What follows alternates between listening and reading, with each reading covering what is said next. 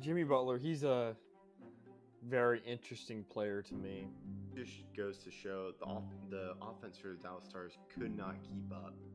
And when the defense needed to step up, the Lightning's offense just overpowered them. It makes it almost impossible for their bats to get going or have any confidence in the locker room when you're getting absolutely hosed on the defensive end. He's like, oh shoot, I don't know where to go with the ball because I haven't been able to think. It's their defense, man. Minka Fitzpatrick, TJ Watt. You saw Luka. I'm very intrigued to see how Luka bounces back after his first playoff series.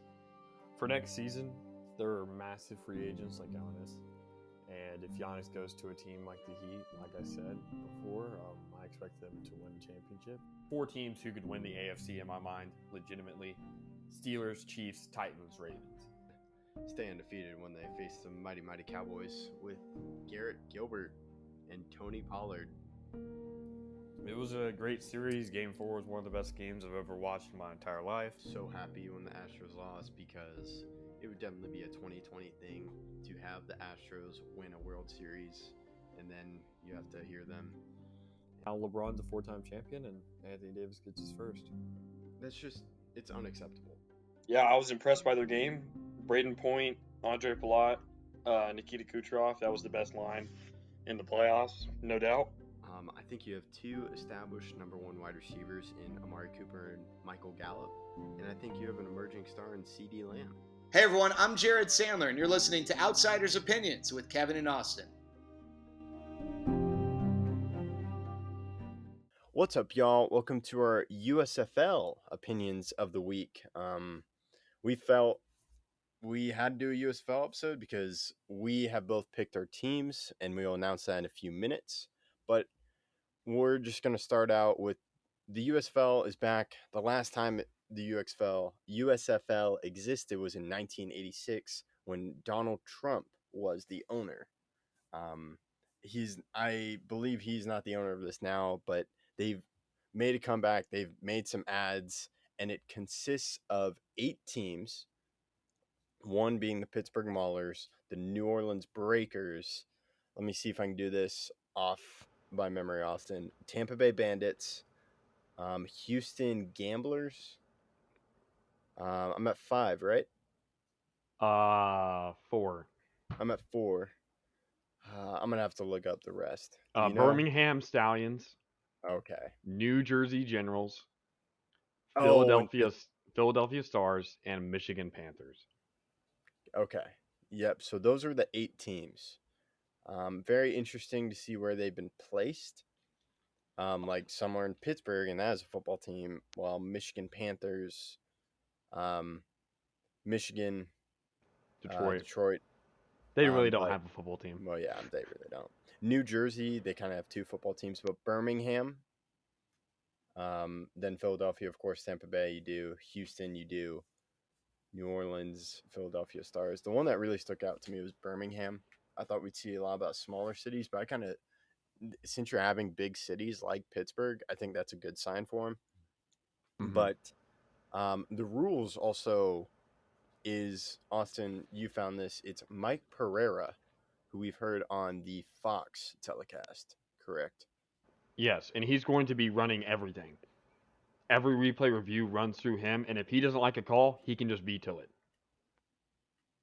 That's going to make him very busy, but I'm curious what will happen if the USFL gains energy, if the NFL is going to go, hey, get a new rules analyst from Mike Pereira on Fox. Oh, yeah, for the NFL, yeah.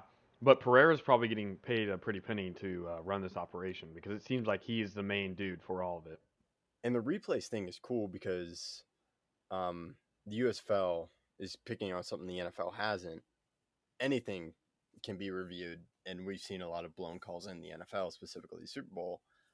So it would be interesting to see how the officiating, how that does in the USFL. Yeah, 100%. But I think we've delayed it enough, Austin. I think we can name our favorite teams. We do not have the same favorite team, and we're going to stick with this. Unless one comes to Dallas, then I'll switch to them because then they'll be in Dallas, and that's where I'm from. But I picked the Pittsburgh Maulers, mostly because their jerseys and colors look cool. but I'm going to stay with the Pittsburgh Maulers until there's a Dallas team. But there may never be a Dallas team. Yeah. I chose the New Orleans Breakers, the only blue team, the only not red-orange team. Every other team is red-orange, which is really weird. And then you see New Orleans Breakers. They're different. I like different. So I went with them. They're also kind of close to home. If I ever, wanted to go to a game because the tickets were cheap and it was accessible, New Orleans is close enough, and I didn't want to choose Houston for obvious reasons being a Yankees fan. I just cannot support Houston in anything. Well, it's also Houston. Sorry to the people that live in Houston, but Houston, you ever been there for a day? It's humid, it's gross. I just couldn't do Houston because I want to. I've been to Houston I've been to Houston a lot of times. I've been to a lot of Houston Astros games. I've been to a Houston Astros versus Yankees game in Houston, but I just can't support Houston for obvious reasons. The sports ties. I would rather cheer for anyone else besides a Houston team. Really, to be honest. Well, part of my family, one of my siblings, is in Houston, so. But no, I'm not doing Houston.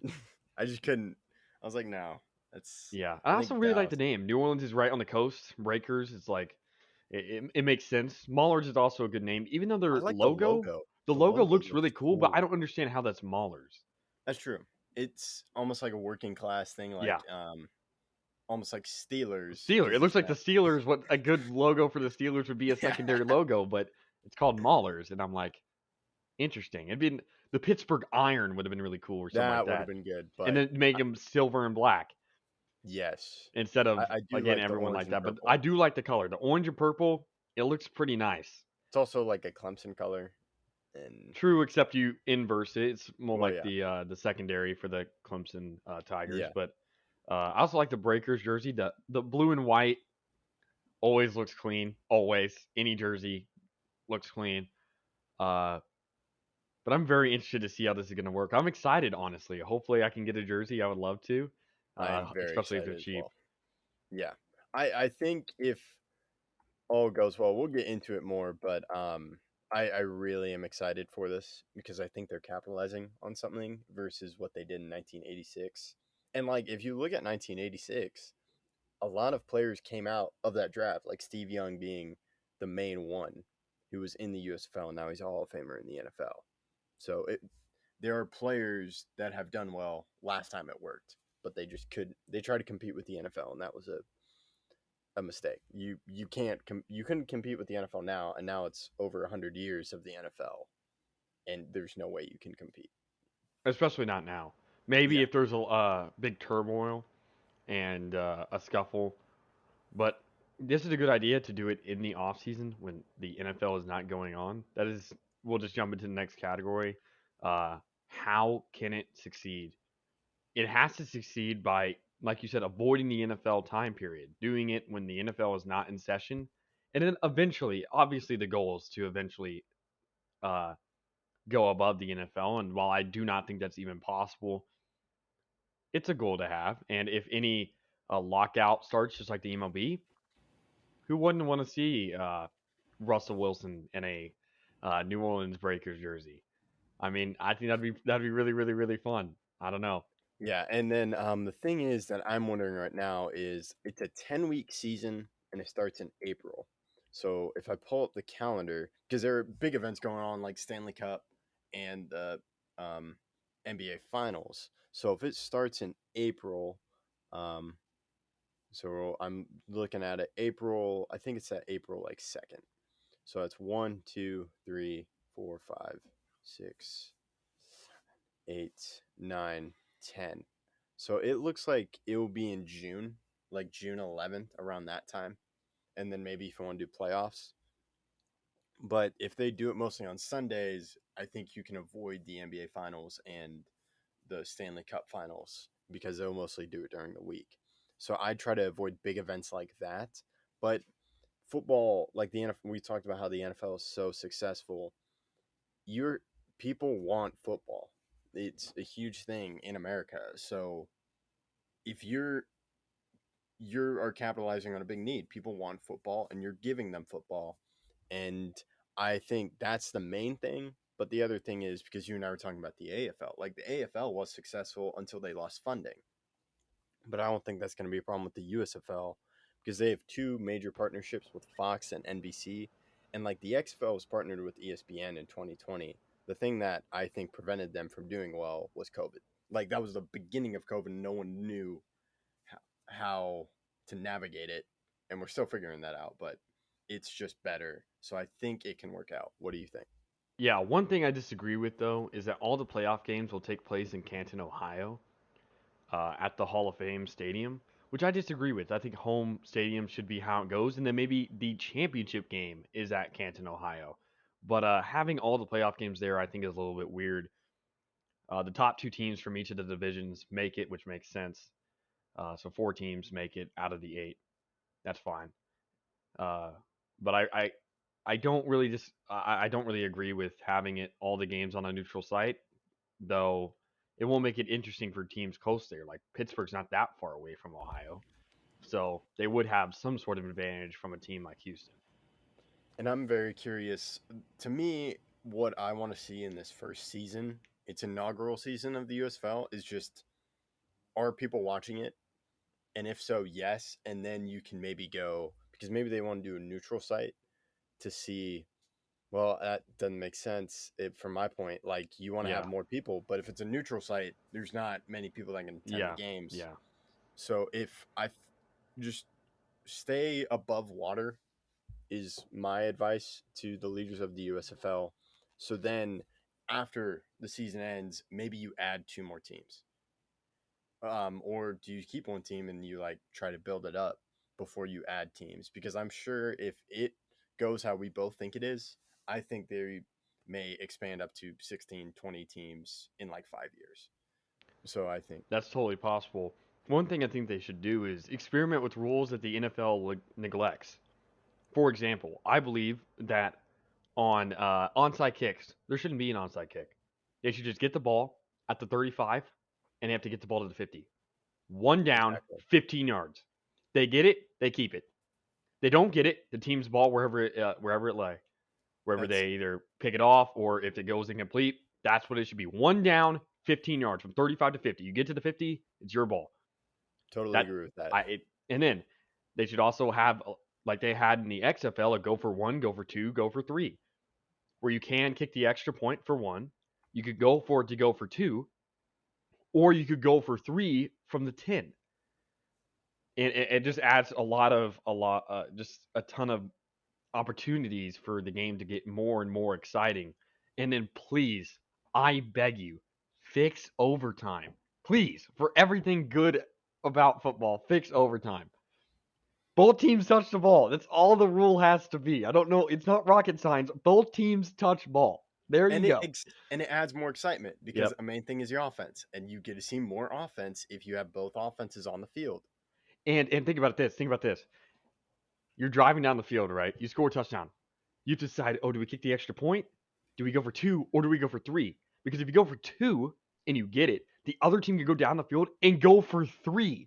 But if you go for 3 and you don't get it, then the other team can just kick an extra point and win the game in overtime. So there's so much 4D chess going on with all of those scenarios. And I would love to see it play out in a playoff game. It would be great, especially with 3 points. And then onto the onside kick thing. They changed the onside kick to prevent studies have shown that kickoffs are where most concussions happen. That's why a few years ago they stopped the run up for a kickoff. I don't think the run up's the issue. I think it's the onside kick. It was the momentum from that kickoff, and then you'd have people running into each other. So they changed it around 2018, 2019. In 2017, there were 57 onside kicks, and the kicking team recovered 12 of them, 21%. But once they changed them, under the new rules, there had been 79 onside kicks, and the kicking team had only covered 5 of them. So it basically didn't add any excitement. But with what you're saying, it's possible to convert. That's 15 yards. It's 1 down, but it's really hard. It's still very, very hard. But it's better than an onside kick where you can't do any movement or anything. And think about it. You could just go for it every time. If you have a really hot offense with Mahomes and all of them, Josh Allen, why not? Exactly. Why not, instead of kicking it back to the other team in overtime, you go for it on 4th down, end it now. Just get it basically onside kick it to end overtime. Mhm. If you don't Because get the that 2 point, if you don't get the 2 point conversion, you're like, I got to go for it. I have to go for it. because that's what happened in the first time Clemson and Alabama met. Nick Saban out of the start of the second half, he had the kick, but he onside kicked it, and that basically I think was one of the turning points in Yeah. Alabama beating Clemson. So to your point, onside kicks are helpful but it makes sense if it's 15 yards and you make a good point with a good offense. That's more manageable. Like it's hard, but it's still possible. With onside kicks, it's just like almost nearly impossible. Near impossibility. And I think we should just introduce everybody's starting QB. So if you're a Michigan Panthers fans, you guys got Shea Patterson, a QB who went to Michigan, is now in Michigan playing for the USFL team. He's a good QB. I'm surprised he was taken first. I would have taken Jordan Ta'amu, who went second to the Tampa Bay Bandits. Third, the Philadelphia Stars got Brian Scott. New Jersey Generals got Ben Holmes. Houston Gamblers got Clayton Thorson. Birmingham Stallions got Alex uh, McGough. Pittsburgh Maulers got Kyle Lauletta. And New Orleans Breakers got Kyle Salter. So those are your QB1s, it looks like so far. Paxton Lynch was taken in the very last round. I'm pretty sure it was literally the last pick. No, not the last pick, but the last pick of the extra QB round, because everyone did have a round where they could choose another QB to get a backup as everyone needs. And in that round, the last pick was Paxton Lynch. Well, what are you thinking? I see some names on here that I've seen before. Mike Weber. He used to play for the Panthers, so I do see some former NFL talent here. Tamu, I think that just immediately. He was really good with the XFL. St. Louis Okay, Battlehawks. that's why I know St. him. Louis Battlehawks. That's why I know him. There's also like PJ Walker, who's with the Panthers. I really like, you mentioned Paxton Lynch. I know like Tamu said he's with 5 different NFL organizations, but I really like how it's not a bunch of NFL rejects. I like how they were college stars, as you mentioned, and maybe like they did try to go in the NFL. The only one that stuck out to me was Paxton Lynch, and you said he was drafted in the final round, and he may have been the final pick. The final So pick really like that. the final pick of day one. Yeah. So I really like that, and that's something the NFL, if there are good players, can the NFL can pick them up. But if you can just get a lot more players, I think it will really do well. And that's something I really like. It's not a bunch of ex NFL stars that flamed out. Like it's not Tim Tebow wasn't selected for tight end or QB or wide receiver or whatever. And it wasn't Johnny Manziel or any of those guys. Who's another guy? He was on the Chiefs this year. It's not people that flamed out. It's the wide receiver. Josh Gordon. Yeah, that's who I was thinking of. So what are your thoughts on that? Yeah, that's true. I find this interesting. With the 237th pick, the New Orleans Breakers selected Vontae Diggs. So it looks like the Cowboys got a Diggs. Now my favorite team over here got a Diggs. Hopefully he can get picks like Trayvon, because that'd be pretty fun. But I just hope this league is fun. I just want it to be a fun, serious but not too serious game that everyone can enjoy sitting around. Yeah, I totally agree. So that's my main storyline is, any of the storylines heading in is, can it be fun? How does the officiating do? Because the NFL supposedly has the best referees, but can the USFL disprove that with Mike Pereira and the NFL teams, NFL players? How are these players going to do, and what happens to them if they show really good flashes? If it doesn't disband, does the USFL have a rule that you can't go to the NFL for a year or something? I'm very curious to see what happens if these players light it up. And I just want to have good football. It's just fun, entertaining to watch.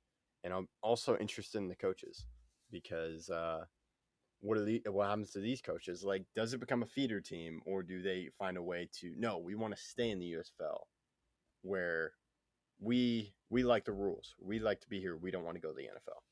Here's my thing. Do players skip college? Is the USFL going to allow for players who could be college stars to say, hey, we will pay you a good portion of money to come over here and play at the USFL first. Because you have to wait for 2 years to go by from your college graduation before you can go to the NFL draft. That's why Trevor Lawrence had to wait 3 years basically because he joined the same year as his high school graduation was. So if that happens, we could see some big college stars. And I think the USFL should do that. Hey, there is no age limit. Once you graduate high school, you could be drafted. Come play for us. We'll pay you. You'll get to be on all these good providers. What do you want to name them? Providers? Yeah, the TV Oh, the Fox, deals they have. NBC basically, Fox Sports 1, NBC, Peacock, and USA Network. So those main providers, but it's mostly Fox and NBC, and then just whatever they have left. And I'm also interested in commentators. I know I interrupted you, but that's another thing. I'm just curious, how does this compare to the NFL? I'm also excited for it. Yeah, I'm all smiles. I can't wait for this to start. It should be really fun, and I hope it is.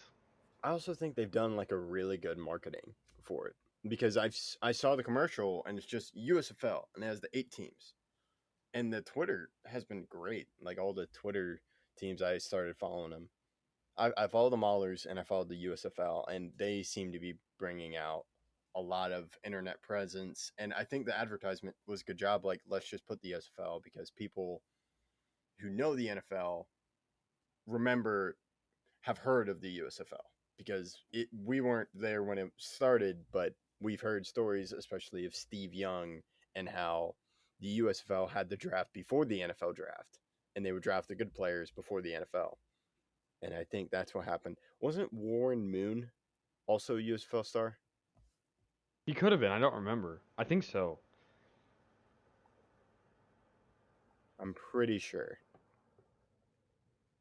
I'm trying to remember because USFL in the past had done a lot of good players, but it just tanked. I'm looking it up right now. Oh, he was in the CFL. Yeah, I knew he was in the Canadian Football League. I didn't know if he played for the USFL. I didn't think he did, but he could have. Did he? No, I don't think so. But I'm trying to see. I know there's more players than just. Jim Kelly. Oh, yeah. It says Reggie White. Reggie White? I'm not sure. Greatest UFSL. I'm working on it. But there were some players that did well. I just Steve Young came to mind. Oh, it says Reggie White. He played 2 seasons in the USFL, recorded 23.5 sacks in 36 career games. That's crazy. Herschel Walker, the New Jersey Generals. He was the 1985 USFL MVP. So, wow, I did not know Herschel Walker. Anthony Carter. So, it did produce great talent, and it just tried to compete with the NFL. You can't compete with the NFL. So, I think that concludes it. Let us know what you thought of the first ever USFL Opinions of the Week from Outsiders Opinions. And we're looking forward to doing many more USFL Opinions of the Week. Thank you for listening to Outsiders Opinions.